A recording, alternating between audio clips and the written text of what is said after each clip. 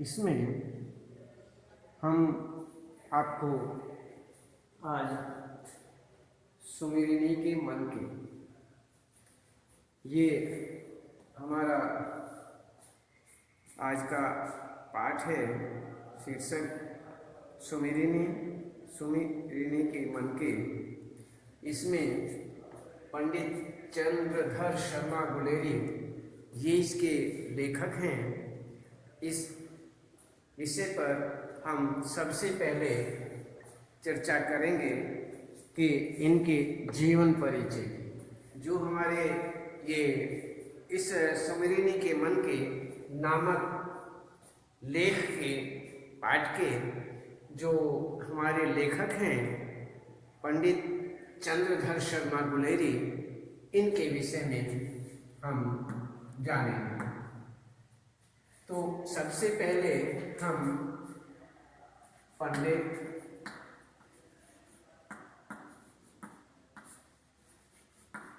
चंद्रधर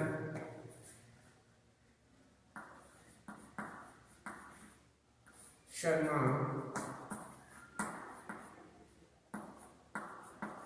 गुलेरी जी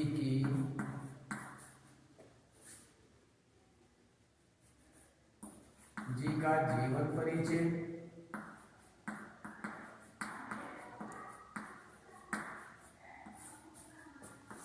एवं इनका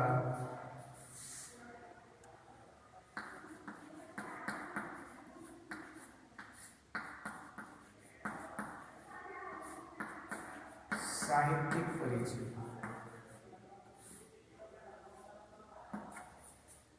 ये हमारे सामने सबसे पहले हम इसे देखते हैं।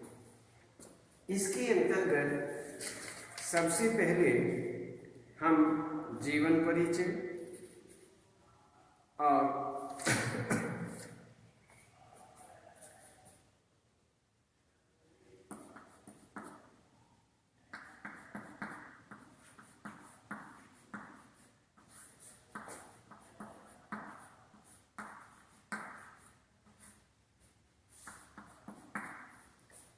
जीवन परिचय, रचनात्मक गतिविधियां,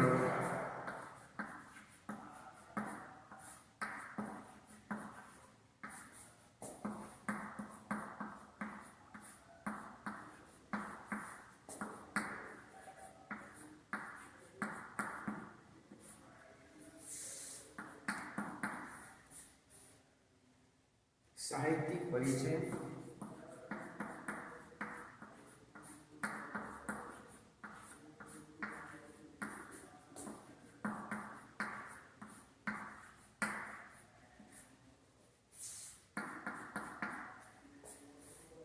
भाषा शैली की विशेषताएं,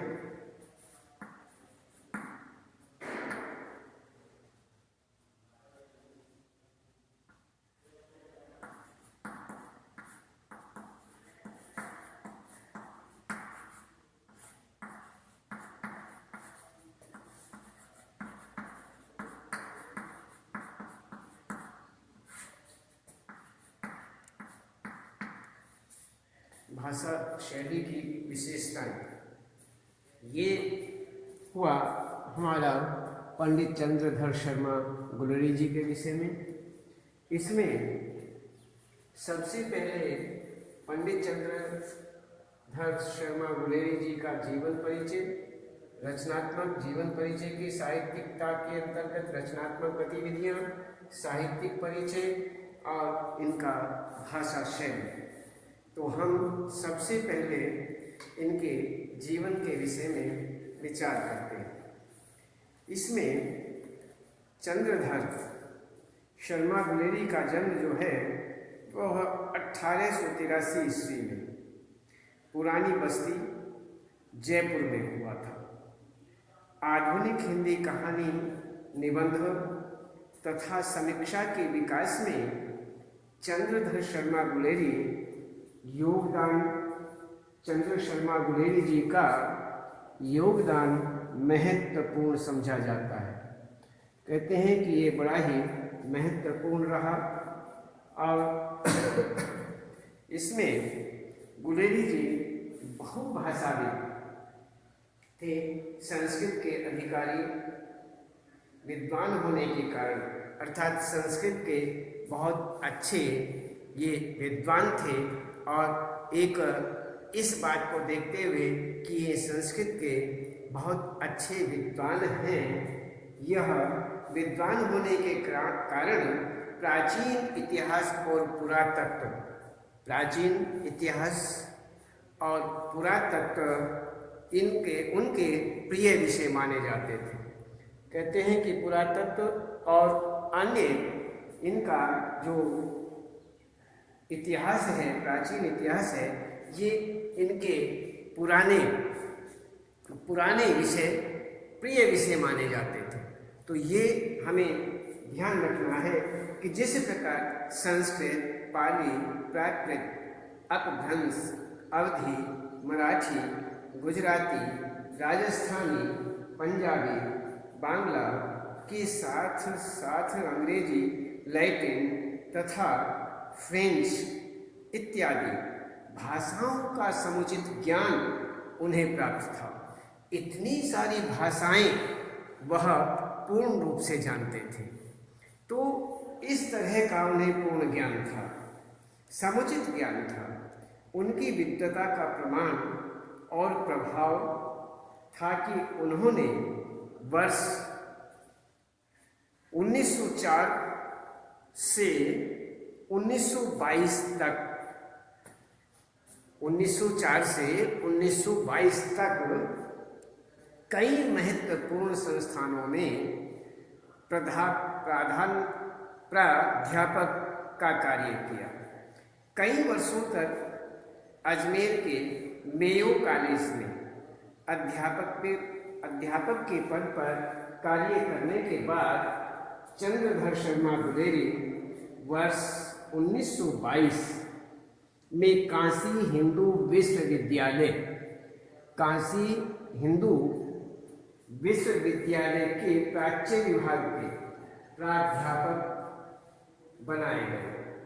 इसी वर्ष इनका देहांत हो गया।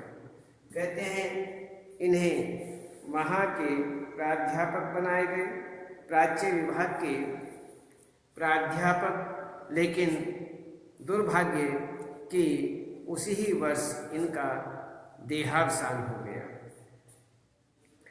तो इस प्रकार से इनको इतिहास दिवाकर की उपाधि से भी सम्मानित किया गया।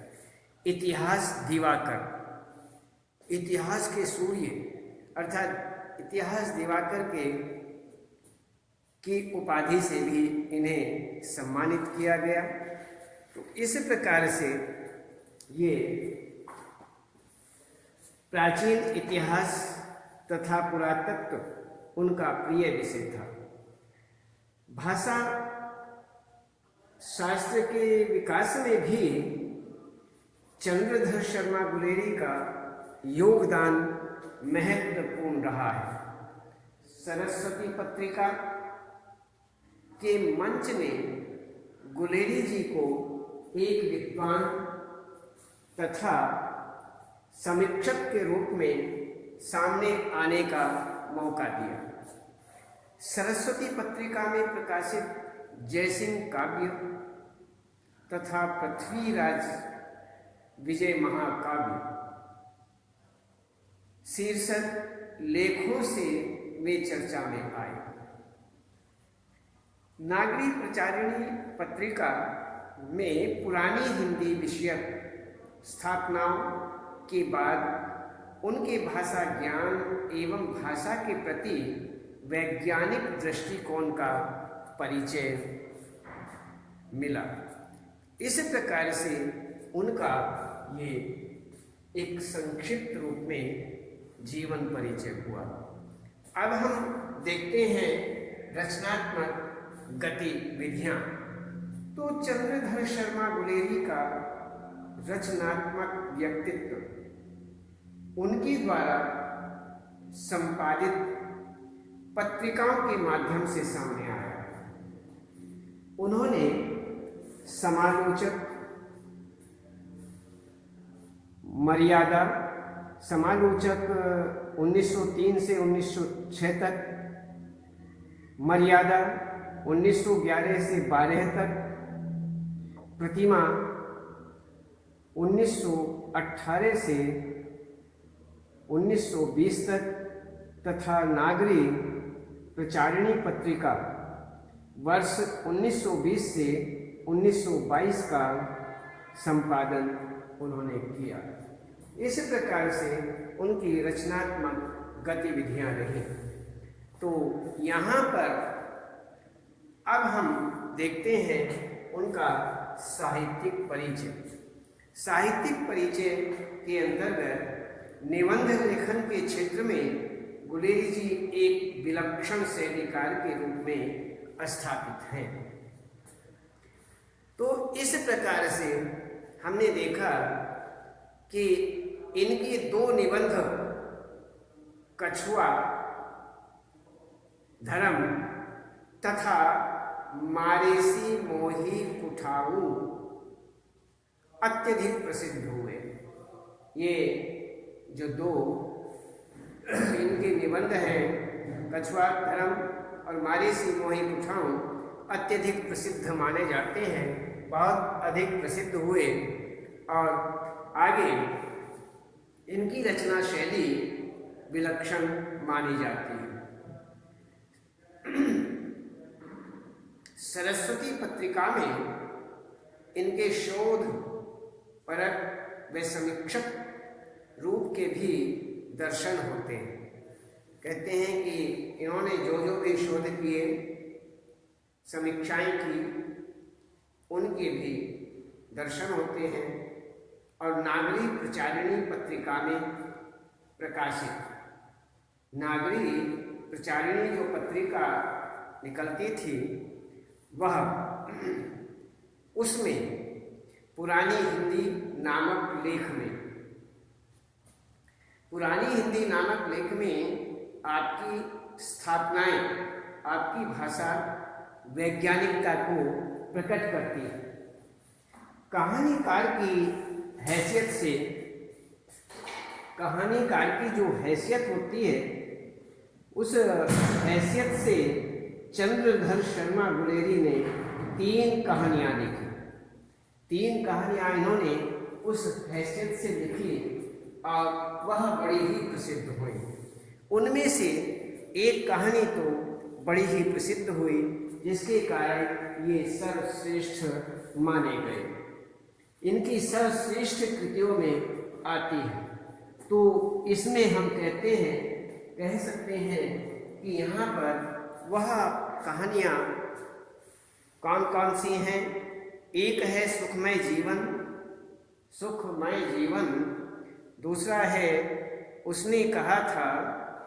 तीसरी बुद्धू का कांटा, उसने कहा था, बुद्धू का कांटा। और इसमें एक है सुखमय जीवन। तो उसने कहा था गुलेरी जी की सर्वश्रेष्ठ कृति मानी जाती है। इनमें उसने कहा था, बुद्धू का कांटा, सुखमय जीवन, इन तीनों कहानियों के अंतर्गत इन्होंने ये रचनाएं की।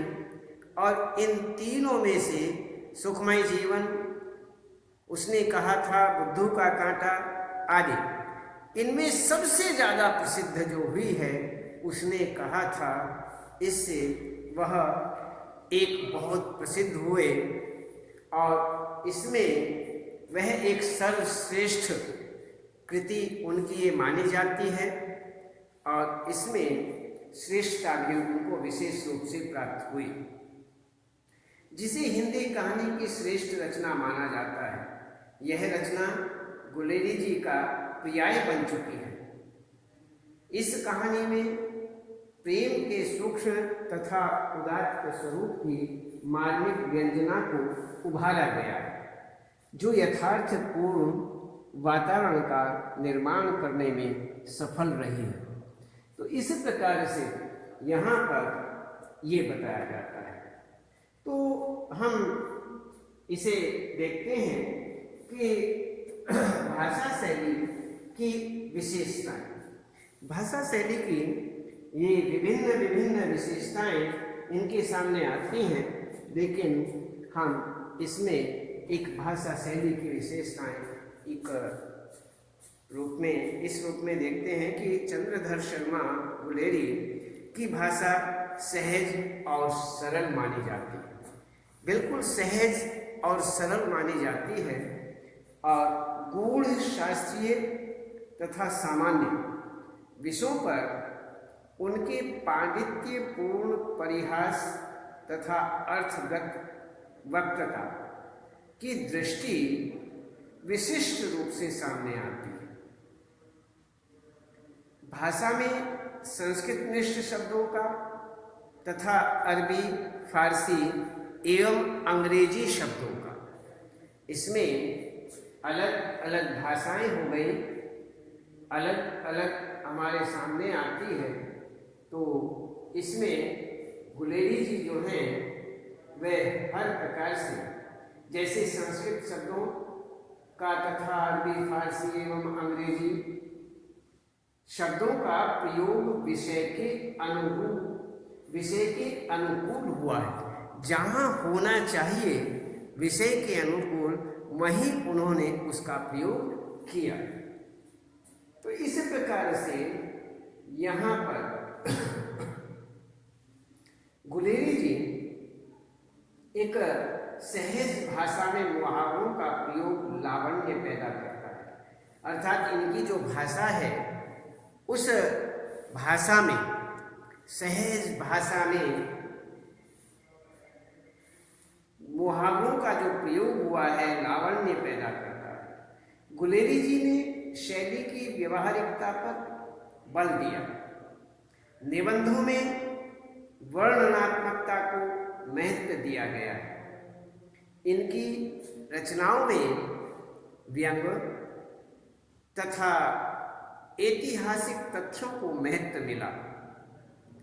संवाद तथा दृष्टांत शैली रचना को बहुत अच्छी पठनीय बनाती है, पठनीय करती है, अर्थात इसमें पढ़ने लायक बना देती है, पढ़ने को मन करता है, पढ़ने लायक हो जाती है।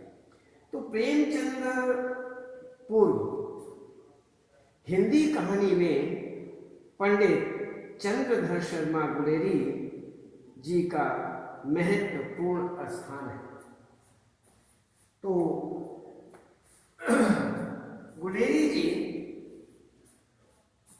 कहानीकार, निबंधकार और समालोचक थे। निबंधकार भी थे, कहानीकार भी थे और समालोचक भी थे। समालोचनात्मक इन्होंने लेख लिखे। तो इस प्रकार से ये एक बहुत बड़े और श्रेष्ठ थे और पूर्ण विद्वान जिन्हें कहा जा सकता है, प्रकांड पंडित जिन्हें कहा जा सकता है, प्रकांड विद्वान कहा जा सकता है, वो इनकी स्थिति थी। तो इस प्रकार से यहाँ कहते हैं कि हिंदी कहानी में पंडित चंद्रधर शर्मा गुलेरी का महत्वपूर्ण स्थान माना जाता है। गुलेरी जी कहानीकार, निबंधकार और समालोचक भी थे। अतः इनके द्वारा रचित कृतियों को सदैव याद किया जाता रहेगा। इस प्रकार इनके द्वारा जो भी रचनाएं की गई हैं, रचित कृतियां हैं, उनको हमेशा सदैव याद किया जाएगा। ये निश्चित है कि उन्हें भूला नहीं जा सकता। तो यहाँ पर हम देखते हैं कि सुमिरनी के मन के नामक पाठ के जो लेखक पंडित चंद्रधर शर्मा गुलेरी हैं, उनका यहाँ पर आपको जीवन परिचय के अंतर्गत, जीवन परिचय एवं साहित्यिक परिचय के अंतर्गत आपको इनका जीवन के विषय में, रचनात्मक गतिविधियों के विषय में और साहित्यिक परिचय के संबंध में इनका साहित्य परिचय क्या है, इस संबंध में और भाषा शैली की इनकी क्या क्या विशेषताएं हैं, इस संबंध में आपको बताया। तो इसमें अब ये जो सुमेरिनी के मनके हैं, इनमें यहाँ पर सुमेरिनी के मनकों के अंतर्गत इसमें इन्होंने इस पाठ के अंतर्गत 3 शीर्षक दिए। 3 शीर्षक दिए हैं। इन तीनों शीर्षकों को हम आपको बताते हैं। एक दिया है बालक बच गया, दूसरा घड़ी के पुर्जे, तीसरा ढेले चुन लो, ढेले चुन लो। तो इसमें इस प्रकार से यहाँ पर ये बताया गया है। तो आज केवल इतना ही, और फिर इससे आगे कल बताएंगे।